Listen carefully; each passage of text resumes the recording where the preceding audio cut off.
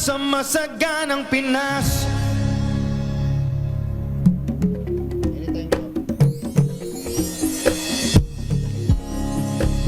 At nagbabalik po ang Masaganang Pinas. Ayan. Admin Larry, sa mabilis na nagbabagong panahon, unti-unti ring hinuhubog ng teknolohiya ang ating pang-araw-araw na mga gawi at pamumuhay. Kasabay nito patuloy ring isinusulong ng iba't ibang ahensya ng pamahalaan ang paggamit ng mga makabagong digital system upang mas mapabilis ang paghahatid ng serbisyo sa publiko. Dahil ang mga hamon ng kasalukuyang panahon ay nangangailangan din ng mga modernong solusyon.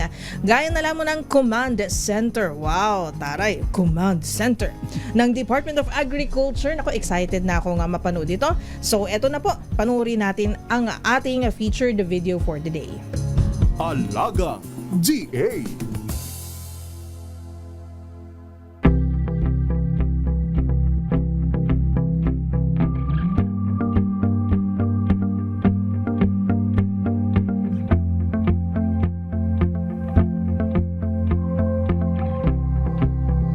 I'm Dr. Honorio Cruz Flamenio, Director of the Information and Communication Technology Service of the Department of Agriculture. Ang DA Command Center ay natatag noong February 2026. Ito ay isang long time na pangarap ng Department of Agriculture to have a central hub for data consolidation, to come up with a data-driven decision. Ito rin po ay naglalayong makuha ang lahat ng mga data from the different sources mula sa mga Department of Agriculture agencies at iba pang mga opisina.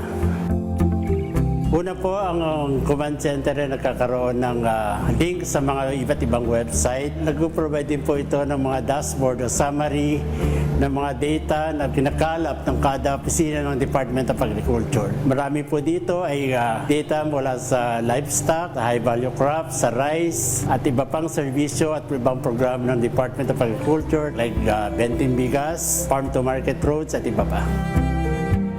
From the dashboard na na-develop, nakaka-create tayo ng mga insights. Sa ngayon, meron tayong bantay presyo monitoring system. Ito ay nagmamonitor ng mga presyo ng mga pangunahing bilihin sa mga selected markets nationwide. Second, meron tayong Benting Bigas o yung natawag nating P20. Ito din ay meron siyang sariling dashboard na nagmamonitor ng mga beneficiaries at kung saan tayo nakapwesto, saan tayo nagbebenta ng mga bigas at sino-sino ang ating mga beneficiaries. Ang OMIS naman, meron kang Online Monitoring Information System.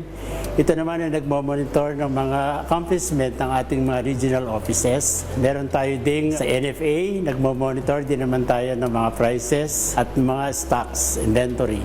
At meron tayong ASF na monitoring na minamanage ng Bureau of Animal Industry. Dito nakikita natin sa dashboard ang status ng ating ASF kung saan mayroong outbreak at saka at iba pa. At meron din naman yung sa mga intervention, nakikita natin na sino pa ba yung hindi napagbibigyan. That's why nagkaroon kami ng RSBSA, yung Register System for Basic Sector Agriculture, na lahat ng intervention ni Department of Agriculture ay nakabase sa isang registry. Ito din po ay may sariling dashboard na lumamonitor ng lahat ng kanilang natatanggap na intervention mula sa Department of Agriculture, mula sa binhi, sa pataba, sa costs at iba pang mga intervention.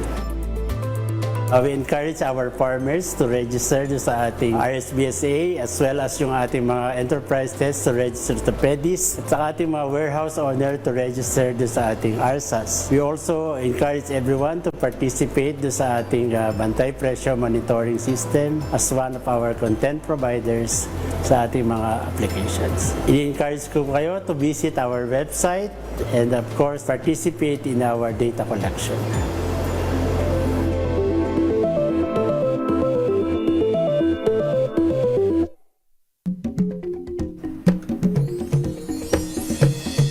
At yan po ang Command Center ng Department of Agriculture. Eto nga Admin Larry, gusto na kitang tanungin. Oo. Oo, bago natin ipakilala ang ating panauhin. Panauhin, no? Sa NFA po, sa National Food Authority, paano po kayo nag-input? Nag-input din po ba kayo ng mga info sa command center? Ano Yes. yung mga detalye, mga data na ini-input nyo doon? Yes, nag-i-input tayo dyan. Required tayo para makita ng Department of Agriculture yung stock level natin. Saan yung mga stocks, properly positioned ba, yung mga ganon. Na importante sa pag-respond. Oo, lalo na pag may sakuna, no, may mga Yes, kailangan ang ibang ahensya Tama. para tulungan yung mga kababayan natin na nabiktima ng bagyo, Calamities, lindol, ayan, ano. So ang high-tech talaga, nakabisita na kayo doon, ano, I'm sure, Admin Larry. Oo, mga maraming beses na rin dahil doon na rin kami nagmi-meeting para makikita yung yung mga data, no. And it's okay. really at a glance makikita mo. So real time din siya. Real time siya. Wow. Real time siya. Kala ko, sabi ni Doc kanina, yung sa ating featured video ay inaanyayahan po namin kayong bumisita. Akala ko papapuntahin na tayo sa command center. Hindi pala, bumisita sa official website ng Yes. command center. Nabanggit niya na pwede daw tayong Tumingin. tumingin, tingnan yung mga datos para updated din tayo, ano? Hindi lang siya para for decision making, it's for transparency. Kaya Yes. inikayat natin. Yung mga kababayan natin, silipin ninyo. Diba? Ganon. Tapos syempre kung meron din po kayong mga inputs para makadagdag po, ano, pwede rin po yung kumbaga to reach out to reach DA out, na to suggest Yes. kung ano pang Okay. improvement ang pwede pang gawin, di ba? Ang ganda naman po. And I'm sure very excited tayo kasi ito nga si Secretary Francisco Tiu Laurel ang mismong mag-explain sa atin mamaya-maya, no, kung ano nga ba yung layunin kung bakit may command center. But I'm sure matagal na rin itong pinagplanuhan, di ba, Admin Larry? Matagal na, and isinusulong talaga ni Secretary Kiko ito, no? Kanya nga napakaswerte natin, no? Less than the Secretary will be our guest for today. Correct. Ayan. So excited na po tayong malaman yan, ang mga detalye at kung ano nga ba ang maitutulong ng command center ng Department of Agriculture sa ating mga magsasaka, mga mangingisda at mismo tayong mga consumer. Ayan po. So magbabalik po tayo makalipas ng ilang mga paalalang ating oras, 3 minuto bago po mag 11:00 ng umaga. Halika na, tayo na sa masaganang Pinas. Usapang Agri.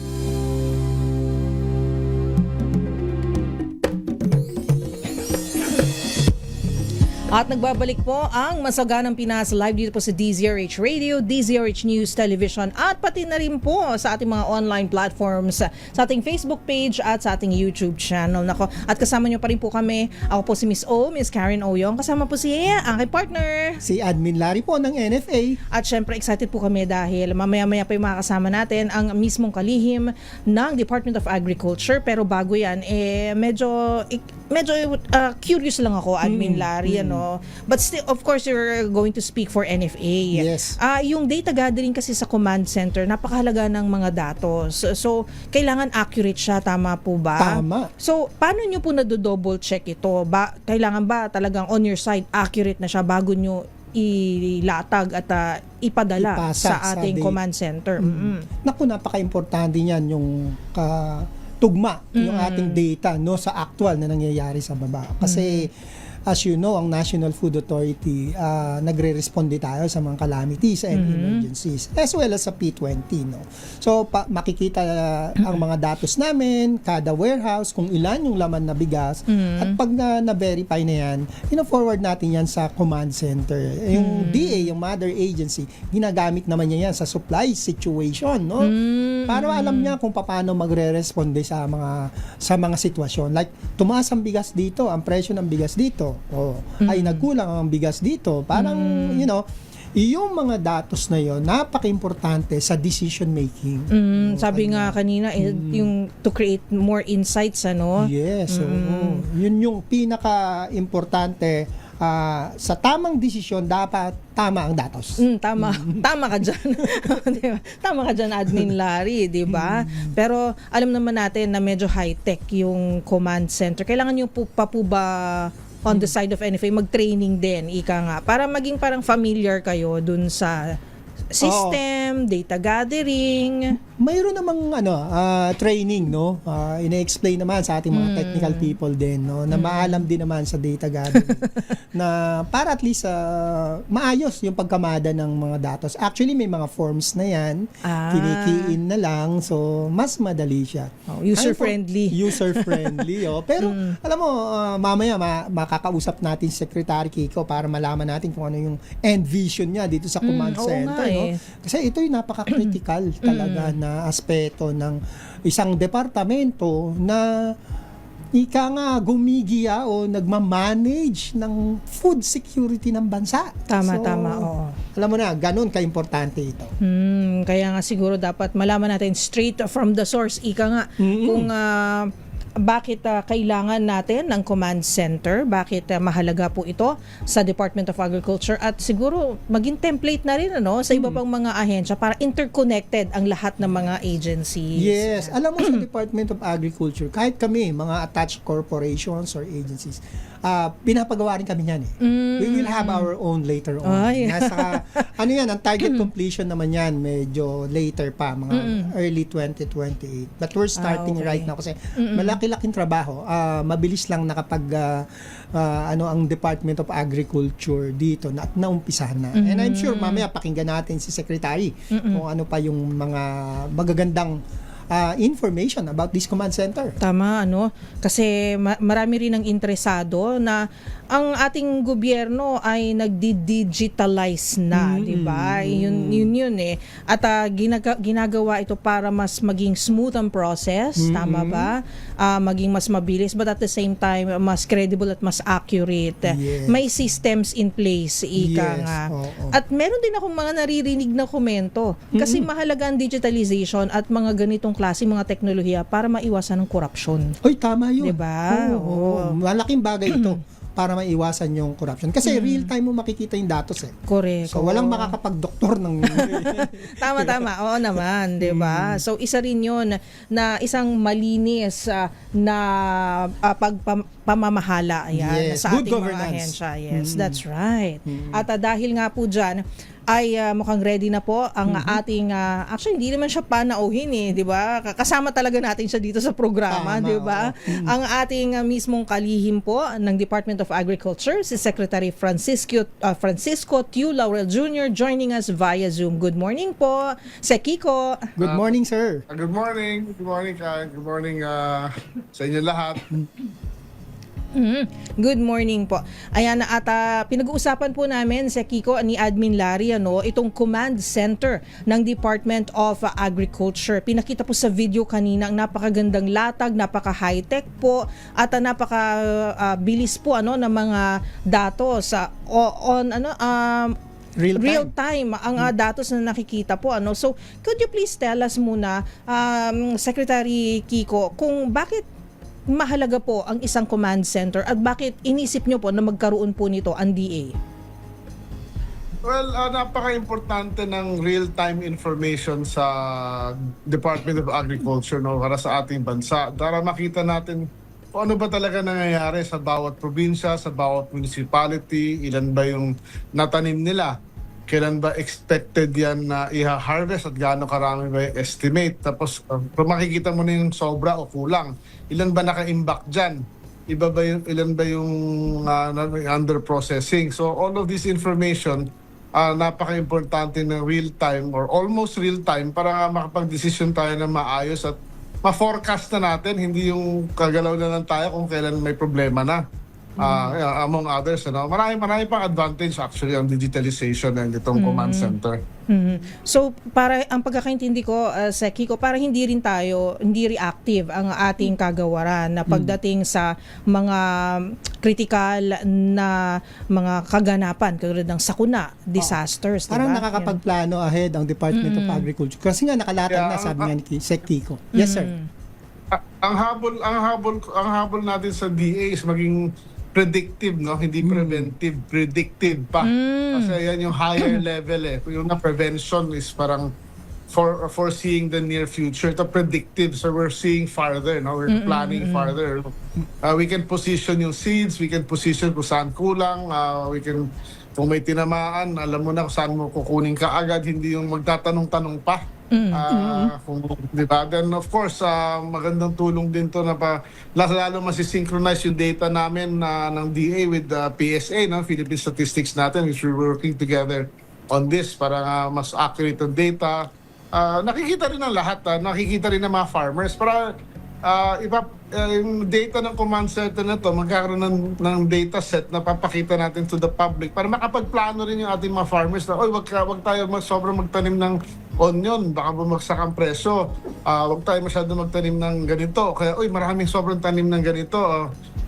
Saan natin dadalhin yan, mga ganon. Kung saan kulang, makikita na nila. Oo. Yun ang maganda, partner, predictive and preventive bago. Yes, Sir, Sec, matanong ko lang kasi nasabi nyo yung predictiveness nga nung mangyayari. Ito bang ating command center meron ding elemento ng AI na ginagamit tayo dito or may system tayong sariling ginawa rito? Well, definitely at present yung AI tayo yun. Tayo nagka-crunch niyan, but of course we're hoping na makatulong yung totoong AI technology na para yung makagawa tayo ng sarili nating algorithm para nga yung usually na iniisip natin mawala na sa ating isip at mas mataas na mas iba na iisipin natin pa para nga mas precise ang mangyayari, mas mabilis lahat. Kesa ngayon, Sec, parang minamano-mano natin sa isip natin no? Parang gano'n ang kung may... Yeah. So ibig sabihin nito, Sec Kiko, you're very open to using AI, to using all these new technologies. Kasi yung iba medyo careful o di naman kaya ay hindi sila ganun ka-open. Gusto pa rin po nila yung nakasanayan, yung traditional. Pero on your part, for the DA, open naman po kayo sa paggamit ng artificial intelligence. Well, there's nothing wrong with technology, no? And there's nothing wrong with tradition. We have to marry both kasi 'di ba bawat bansa, bawat rehiyon, bawat munisipyo, iba-iba yung diskarte, iba-iba yung lakad. So after a while, AI should and at the end of the day, tayo rin magdedesisyon, but of course AI will identify yung anong kailangan ng particular. Technically, AI for me just helps us do it faster No? Yun lang naman. At the end of the day, tayo pa rin magdidesisyon. Wala naman pwedeng gawing desisyon ng AI for us. Diba? Tao pa rin, di ba? Gusto ko rin pala itanong, Admin Larry, kay Senator Kiko, kasi, sorry naman, biglang naging senator na, Sec pala, ay, na-promote. Sorry po. Sec Kiko, yung yung nabanggit nyo na it is also you also want to do it in a preventive way kaya may command center, pero paano po pumapasok dito yung mga elemento na hindi po natin kayang makontrol? Climate change, weather, may bagyo katulad ngayon, may bagyo po tayo, so ito po nakakaapekto po ito at hindi natin makontrol, hindi po natin alam, hindi natin ma-predict kung kailan mangyayari, saan po ito babagsak, saang area po ito, anong area po maapektuhan. How can the command center help? Sa command center natin, nandun din yung weather, no? So, meron tayong software yung Tomorrow.io na ginagamit na software that gives us a very good prediction din ng kung saan dadaan, di ba? So, ngayon, kung nakikita natin saan dadaan, or the multiple scenarios kung saan dadaan yan, the probabilities na tatama yan, kung saan mataas, kung nakikita na natin yung stocks dyan, at we can do damage control basically. Di ba, parang pwede na pa itong early harvest na para to recover whatever, di ba? Then of course sa insurance naman, makikita na natin, dito dadaan yan. Then yung meron tayong software for insurance na pinapredict na niya kung anong mga lote na kailangan natin paghandaan na nabayaran yung tatamaan. Di ba? Na siguradong tatamaan para mas mabilis mabayaran, para mas mabilis sila makarecover. Yun din, yung sa seeds, kung saan dadaan yung bagyo, makikita na natin doon sa command center, saan available seeds, we can pre-position na and all of that, faster. Ngayon, lahat mano-mano pa, unfortunately. Yung sinabi ni Sec about the crop insurance, alam na yung tatamaan. Sec, mas mabilis makaklaim yung mga magsasaka natin kasi lahat ng dadaanan parang automatic mabibigyan na agad, no? O hindi na, wala nang surveyor.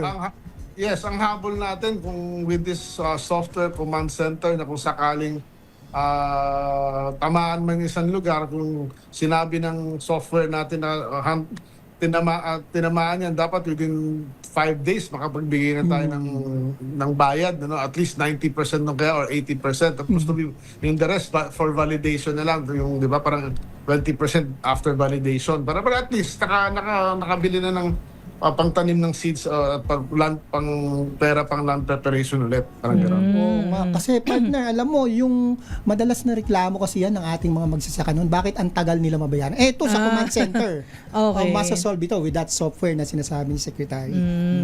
Kasi kung wala pa yung command center, ano yung dating gawi pagdating sa insurance? Sec. Technically, kailangan puntahan pa ang bawat isang lote na tinamaan na nag-claim to check kung talagang tinamaan at ilang percent ang damage, tapos tsaka lang ko computein kung magkano ibabayad. Ngayon, through the command center, using the weather, tapos satellite data, and some ground truthing din na kailangan, mas mabilis talaga lahat. Okay. Napabilis talaga. Sec, di ba medyo ilang buwan na rin to? Meron na ba kayo personally na nakitang noticeable impact in the way we do things kahit sa region man o sa central office? Well, meron na tayong heat map na tinatawag na nakikita na natin yung production. Let's say, although kasi sarami ng commodities sa DA, we're talking about 50 commodities. Ngayon nasa rice, corn, onion, carrots kami ngayon, among others. Of course, isda nandun din. Pero sarami, hindi pa ma-cover lahat. But at least for rice, alam na natin na ito yung mga surplus, ito yung deficit, pero kulang pa kami ng data kung ilan ba talaga yung actual stock sa bawat Region. probinsya. Pero nagagamit na namin. But of course, I would say na maybe may konting advantage na, pero yung full parang paramdaman namin mismo sa DA at paramdaman din ng tao yung paggamit nito. Tingin ko, we need to put kasi at least a year of data inside the system para then we need to put the historical data pa eh. So this year lang namin na-launch yan, so baka by next year first quarter meron na kaming considerable quantity ng tamang impormasyon at na magagamit talaga for sa ating agricultura at fisheries. Okay. Populating pa ng data. Kasi Yes, oo. Ongoing pa rin. Pero Sec, meaning after maging kumbaga makumpleto kahit papaano yung data sa command center, paano po ito makakatulong sa pag-decide naman sa mga policies, how we do things in the DA? Magiging malaking factor po ito, no? Tama po ba? Oh yes, katulad to sa rice importation lang, di ba? Parang nakita na namin through this command center na dapat ang pumapasok lang na bigas na imported sa Luzon, kunyari, ay dapat 42% lang ng ating ini-import. Pero ang pumapasok is 53%. Okay. Di ba? So, tapos sa Mindanao naman, sa Bisaya, dapat mas konti. Mas marami pero mas konti ang pumapasok. Kaya medyo para mas mababalansin mo yung food systems nga, para walang roller coaster ride ng mga presyo, tapos walang supply gaps. Tapos nakita na rin namin dito sa software na ginagawa sa pag-populate na yung carrots pala natin is almost 70 to 80% sa Cordillera ang production. At lumalabas din na which is delikado. Dahil umaasa ang buong bansa natin sa 80% ng ating carrots ay nanggagaling sa isang region. Pagtamaan yung region na yun ng lintik, katulad ng flooding or extreme rain, which happened recently, then nagka-shortage tayo. So now we know that we need to put carrots also in Mindanao and sa Visayas para mabalanse. Oo. Then nakita rin namin doon na, isipin mo yung carrot galing Cordillera, dinadala pa natin ng Mindanao. Ang layo. Kanya nagmamahal. Oo.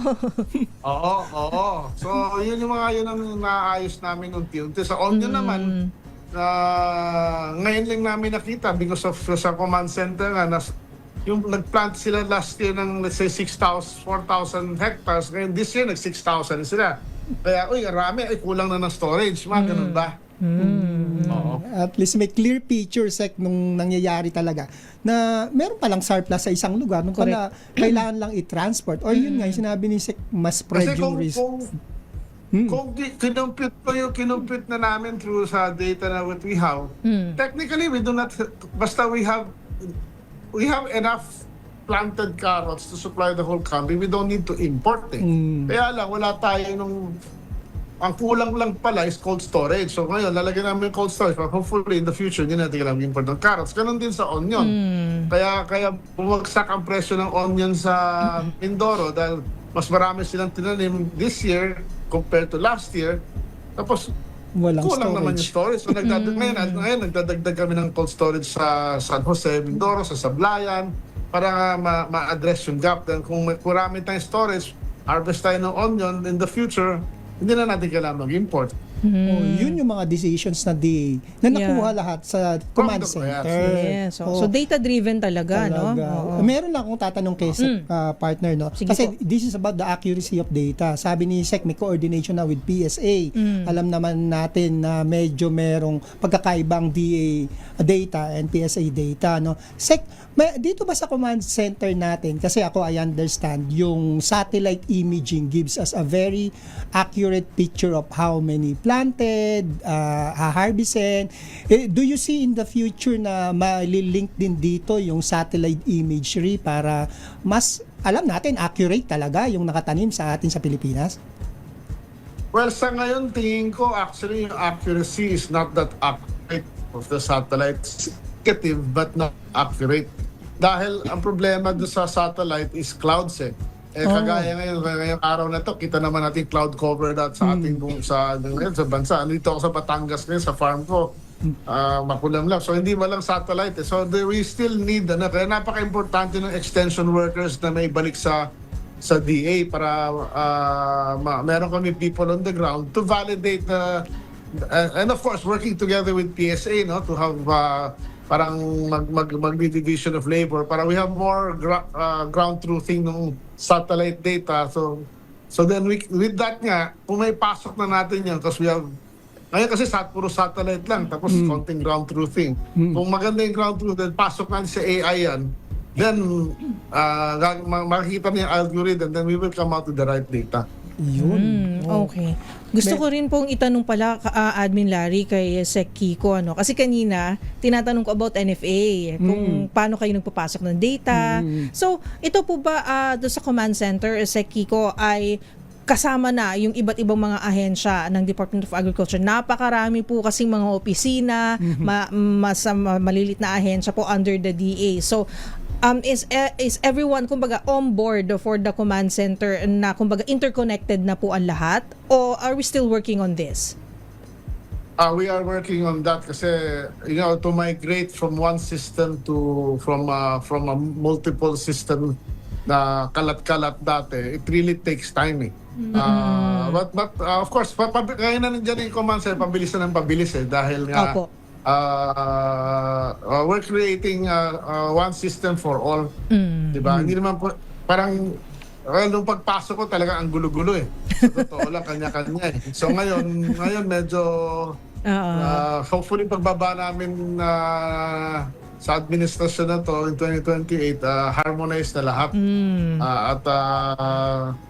Sabi sa akin nga, kung sino man yung susunod na DA Secretary, sana ma-appreciate naman yung ginawa namin na I'm sure mas madali na trabaho niya. Napakaswerte naman nun. Itutuloy na lang. Oo, kayo ang nagtanim. Pero sana kayo rin ang umani. Kasi yung ating mga kawani sa Department of Agriculture, 'di ba? Para maging mas mabilis at maayos at mas maging accurate yung trabaho. Para naman po kasi sa food security natin 'yan. And meron kayong nabanggit kanina sa Kiko, na transparent po yung mga impormasyon dyan sa command center. Pwede pong silipin ng ating mga magsasaka, mangingisda, mga agripreneurs, kahit po kaming mga consumers. Kiko, meron pong website na pwedeng puntahan. Pero ito po ba maiintindihan po ng mabuti? Kanina naka-flash sa screen yung mga datos. May mga charts, Yes. may mga bar charts, may pie charts. Hindi ko po siya maintindihan. So, paano po natin maipapaintindihan pagdating dito sa mga ordinaryong mga mamamayan po natin, mga kababayan natin, Sec Kiko? Well, that is part of the program. Actually, the hard data, the complicated data, will be kept in the DA. There are some data na hindi namin talaga pwede ilabas. Parang, bakit natin sasabihin sa buong mundo na ilan i-import natin kada buwan o ilan di ba? Then, hahawakan nila tayo sa presyo, di ba? Yes. Bakit natin ilalabas yung mga ibang datos na makaka-apekto sa ating inflation, di ba? Hindi natin pero we will come out with the reports that is tailor fit to each type of farmer. Kung sa ang idea ko nga kung pwedeng magkasya sa isang text, ganon kasimple. If they're interested to go deeper, then they just have to go inside the web. We will give all registered RSBSA farmers and fishers access to the data. Kailangan they have to be registered sa ating RSB registry system for agriculture. Tama naman. Sec, napakaganda nito, no, yung command center natin, no. Properly funded ba, boss? At meron ba magkano bang pondo pang kakailanganin Mukhang natin mahal. until we see the final product na gusto nyong makita? I think almost complete na tayo. Kung baka kulang na lang natin siguro mga 500 million. Tapos every year yung mga subscription na lang. Oo. Malapit. Pero of course, that is in the main DA main sa QC. But of course, each region and eventually will have its own mini satellite command center din. So yun, kailangan gastusan. But I guess that will come na siguro sa next administration na siguro. Hindi na sa 2028, Sec. Because Maybe medyo we'll start with 1 or 2 or 3 regions, then but the rest and hopefully the next administration of the next DA secretary can improve on it. Kasi bago to. Oo. Tsaka sayang din naman yung naipundar na, no? Kasi nandun na yung sistema di ba? Maganda ron, Enhance na lang. naumpisahan na Correct. Oo, Naumpisahan napakaganda na. naman ng epekto, ika nga, sa decision making. Nabanggit din namin kanina ni Admin Larry Sec Kiko na mahalaga yung mga systems na ganito because it also helps us to catch or to avoid pigilan natin ang korupsyon, no, pagdating sa mga ahensya ng gobyerno, particular po sa DA. Sa tingin niyo po, ano po ba ang malaking epekto ng command center pagdating po sa usapin ng korupsyon naman? Well, yun na nga, kasama dyan, hindi lang yung sa production natin, no? Hindi lang sa pagposisyon, sa inventaryo, kasama din dito yung procurement natin. Of course, iba blockchain natin yan, di ba? System na ibig sabihin, pag ikaw nag-input ng something, hindi mo pwedeng burahin na yun. Hindi mo lang mabubura yun. You can only... Walang bawian. Kahit dinilit mo yun, nandun pa rin yun, pero you can only modify and say na... cancel. You cannot delete, you can only cancel. But cancel means sino nag-cancel, kailan kinancel, alam ko sino, di ba? So, May footprint. malinis yun, mahuhuli yun. Correct. Tapos, kung sino nag-approve, kung sino nag-receive, na hindi matabago lahat yun. Di ba? Because blockchain cloud system yan, di ba? So, we're working with the ICT on that and yun, siyempre, ang wish ko lang at ang wish siguro at wish din ng ating Pangulo is pagka baba namin sa administrasyon in 2028 yung kung ano man yung inayos namin para on this corruption issues of course it's marami pa yan, di ba, pero at least whatever we've accomplished hindi lang bumalik sa dati. Diba? Dapat moving forward all the time. Tsaka hindi naman ganun kadali yung ginawa ngayon. Ang hirap sumpuin yan, no? Correct. At yung tapang. I'll be very honest with you. Kami ni Larry, si Larry sa NFA. Alam niyo ba yung forms ng NFA na ginagamit nung pagpasok ko, na-discover namin ni Larry? 1985 pa yung ginagamit ng forms ng Obsolete. NFA. Oh my gosh. 5 years old pa lang po ako niyan, Sec. Oo, di ba? Ala, grabe. 2023. Sabi ko, 2023 na, ba't 1985 pa itong ginagamit nyo sa mali-mali? Hindi So, updated. binabago na namin Binabago lahat yan. natin yan. Pinapaubos okay. na lang yung mga Tapos dating form. pinakomputerize na rin natin yan. Yes. Oo. Yes. Sec. So, NFA pa lang yan, ha? Ang dami niyan. Correct. Dami ahensya. Oo. So talaga naman kailangan padaliin natin at at the same time ay ayusin din naman natin, update natin yung mga system. So systems. 2026 na po. Yes, yes. Ayan. So since sad to say, Sec, dahil last episode na po natin dito sa ating season 1 which is very very interesting. Marami po talaga ang nabukas po yung kanilang isipan sa mga programa po ng DA na meron po pala kayong mga programang ganito para sa iba't ibang sektor at industriya sa Department of Agriculture. Sa inyo pong palagay, gaano na po kalapit na ma-realize po ng DA ang inyong tinatawag na 4-year plan para sa isang sustainable na masaganang bagong Pilipinas? Well, sa totoo lang, kung hindi lang nag-El Nino this year, tingin ko mararamdaman na natin this year. So anyway, nandyan yung problema. Yung act of God na yan, natin magagawa. So baka next year maramdaman niya natin yung ibang ginagawa namin. And of course, 2028 lalo na.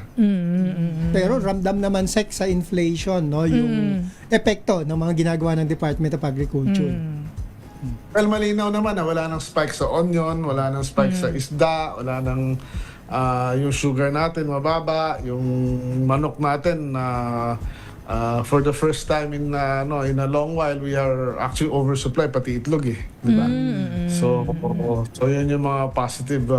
Pork na lang ang kailangan namin ayusin, tulungan at para maparami na we need to have 6 million more hogs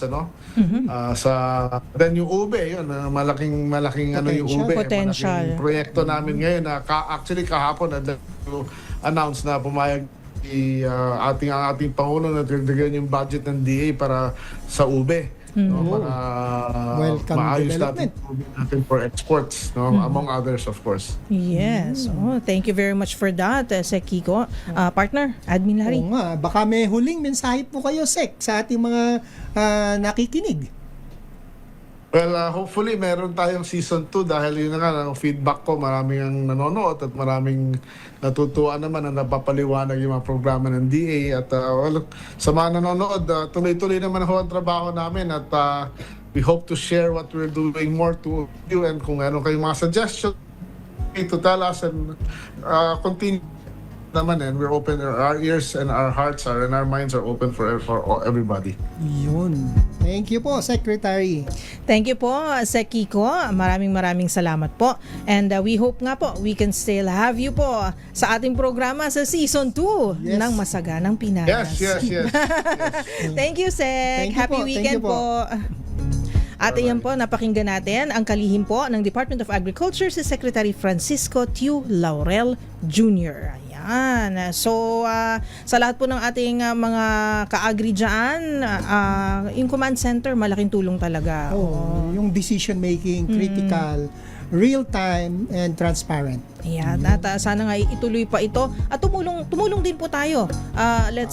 Kung ano po yung maitutulong natin ay open na open ng DA, sabi nga po mismo ni Secretary Kiko. Yes, alright. So magbabalik po tayo makalipas ang ilang mga paalala. Benting Bigas Store location sa aming pagbabalik. Don't go away. Halika na, tayo na sa masaganang Pinas. Alright.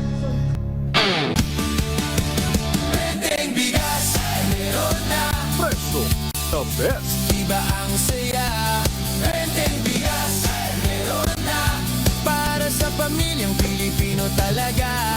Benteng Bigas. At patuloy pa rin nating pinalalawig at tinututukan ang mga programa sa atin dito every Saturday. Ayan, medyo nabulol na ako nagulo na yung, kasi parang na-starstruck ako kay Sec Kiko ulit no? 2 beses pa lang kasi natin siya nakasama. I-anunsyo na natin kung saan ang pwesto po ng ating Benteng Bigas. Meron na. Ayan. So ito po ang kanilang schedule din, So mula Lunes hanggang Biyernes sa Aklan Grain Center sa Barangay Barangay Nilabuan Sur, Banga, Aklan, NFA GID Campo Fulon sa San Fernando, San Jose, Antique, Bolo Warehouse sa Rojas City, Capiz, NFA Jordan Warehouse sa Jordan, Guimaras, NFA Warehouse sa Haro, Iloilo, Lezo Multipurpose Cooperative sa Lezo, Aklan. At yan lamang po. See you there. At mahalaga ang inyong tulong sa pagpapalawig ng bentahan ng benteng bigas at iba pang abot-kayang produktong agrikultura para sa ating mga kababayan. Pagkakataon nyo ng tumulong, sumali sa bayanihang ito sa pamamagitan ng pagpapagamit ng inyong permanente or semi-permanent structure. Sa dagdag na kaalaman o detalye, bisitahin lamang po ang da.gov.ph. At syempre bago tayo magtapos, nais lang po namin magpasalamat sa inyong pagtangkilik sa ating programa. Maraming salamat po. Yes, simula po day 1, first episode noong Abril. Grabe. Oo nga, partner. Halos 3 buwan na rin pala tayong umiere. Ang bilis. Natapos na agad. First Oo season nga. natin. Sana po ay patuloy pa rin kaming suportahan sa panibagong yugto ng aming programa. Kita-kits po tayong muli sa susunod na Sabado, 10:30 to 11:30. Dito lamang sa DCRH. Hindi kayo masesipanks, promise po yan. Makinig, makilahok at makiisa para sa sapat at mayabong na agrikultura. Tayong lahat sama-sama sa isang Masaganang Pinas. Okay. Araw-araw ang pagkain galing sa pananim, sa bukid, sa tindahan hanggang sa habag natin. Pagkat ang pagsasaka ay bayanihan kaya natin, na kapag nagsama-sama pag-asayanihin. Tuloy-tuloy man ang alon dito sa karagatan, kapit bisig ang paglayag at di sinukuan. Pagkat ang mangisda ay tugon ng mamamayan, mula sa kahirapan aahon tayo dyan. Dahil sa programang umakay, mga lider na gumabay, ngayon ang magsasaka at ang mangingisda ay unti-unti nang naiaangat. At lahat kasama sa pagbuo at pagtatag ng Masaganang Pinas.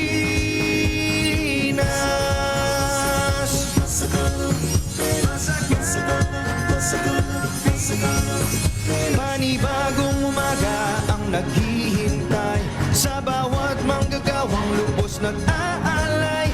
Ang bayan kasama sa kanilang tagumpay. Tara na, halika na, tayo na sa Masaganang Pinas.